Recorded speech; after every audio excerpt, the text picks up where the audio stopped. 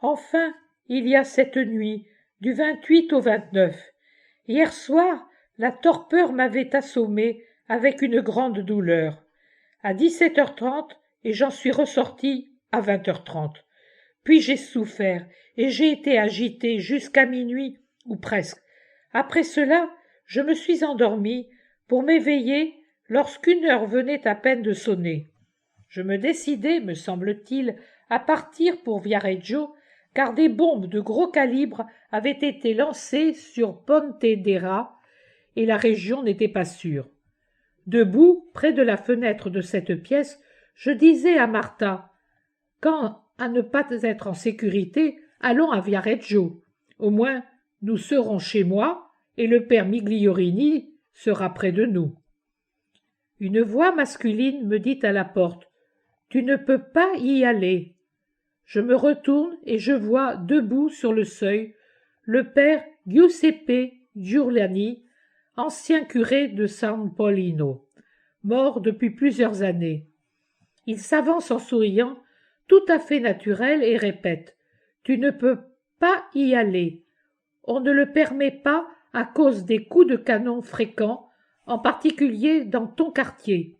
Il frappe presque toujours dans le rectangle qui va de la Piazza del Ospizio, celle de la Vasque, à la Via Aurelia, les longs côtés étant délimités par la Via Vespucci et la Via Mazzini. Surtout là. Avec ton cœur et dans ton état, tu ne peux pas t'y rendre. Je t'ai toujours bien aimé parce que tu étais l'une de mes meilleures paroissiennes, et je ne veux pas qu'il t'arrive du mal. Mais ils prétendent qu'il s'agit de petits projectiles qui font peu de dégâts. Et non, ce sont maintenant de gros calibres, et là où ils frappent, ils font des morts et des ruines. Les dernières bombes sont tombées juste à côté de ta maison, dans le triangle délimité par le pavillon des Andreotti, via Veneto, en face de la via Raffaelli, la maison des Sanmignaletelli, au fond de la via Leonardo da Vinci, et la maison Soccani, elle aussi, via Leonardo. Veux-tu détruire tout le mobilier après avoir tant dépensé pour le sauver? Pourtant le père Migliorini m'écrit de venir en toute sécurité parce qu'il n'y a aucun danger, et d'autres affirment tout cela et de peu d'importance. Qu'ils te disent ce qu'ils veulent, la vérité est telle que je te la décris. Pauvre Maria, de tous ceux qui t'entourent, pas un ne te dira la vérité vraie. L'un pour telle raison, l'autre pour telle autre. Mais moi, je n'ai aucun but.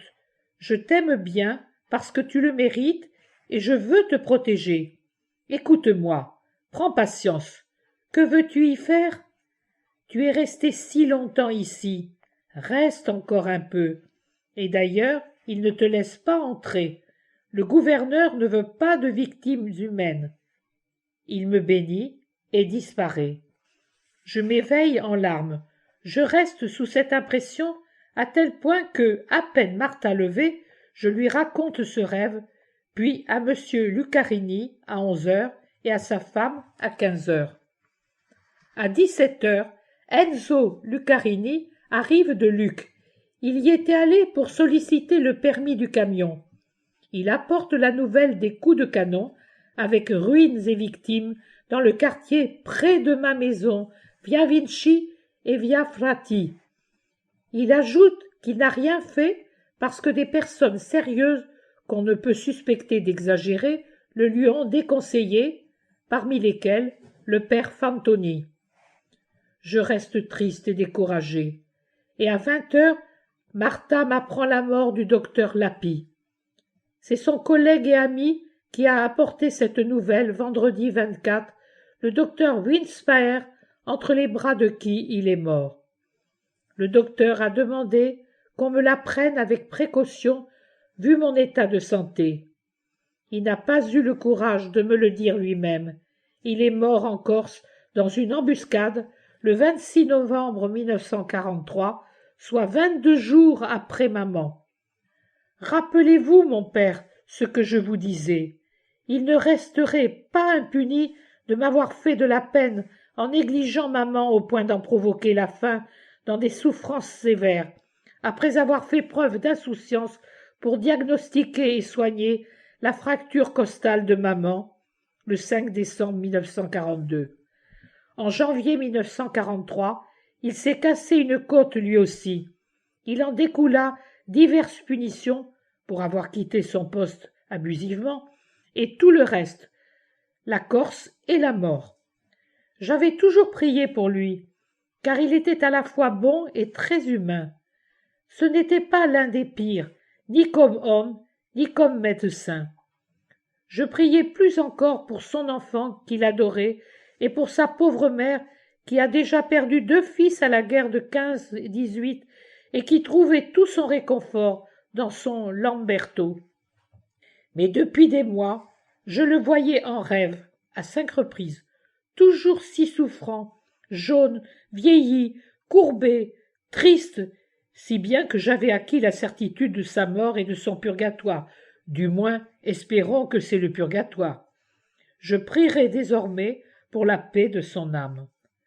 Je suis désolé à l'idée que je ne le verrai plus. Il était pour moi comme un frère. 9 ans durant, il m'a soigné avec patience et amitié, et, c'est aussi vrai, avec profit pour lui. Mais qui aurait pu être comme lui? Combien de fois ne s'est-il pas interposé entre maman et moi pour calmer ces crises de paranoïa qui empiraient mon état? Encore 6 jours avant de partir. Son hostilité envers ma mère trouvait son origine dans le fait que, comme médecin, il comprenait mieux que tout autre que, dans ma maladie, au moins 60% dépendait de la torture morale que j'avais subie dès ma petite enfance à cause du caractère de ma mère. Je ne voulais pourtant pas qu'il la néglige, car cette vie m'était chère, un tourment qui était mon amour. Je regrette également que vous, mon père, avec votre lenteur, l'ayez laissé partir sans l'interroger sur moi et sans lui avoir demandé de délivrer un certificat. Quel autre médecin pourrait le faire avec autant d'exactitude que Lapi, qui venait depuis 9 ans 3 fois par jour, sinon plus, et qui connaissait toute l'évolution du mal, ses formes, ainsi que ma patience face aux souffrances dues aux multiples maladies qui me torturaient, et à mon environnement familial et amical. Une ronce au milieu des épines, un enchevêtrement de ronces. Lapi savait tout, et, honnête comme il l'était, il aurait pu déposer sans rien oublier. Maintenant il est mort. Cette preuve est perdue, elle aussi, tout comme celle de l'abondante correspondance que vous m'avez laissé détruire, attendant qu'elle soit déjà brûlée pour me dire que vous la désiriez. Bon nombre de mes amis sont morts, autant de preuves qui font défaut, preuves pour ceux, toutefois, à qui elles servent uniquement à prouver leur manque de foi. Cela suffit, sinon je vais m'évanouir. Je vais réellement mal.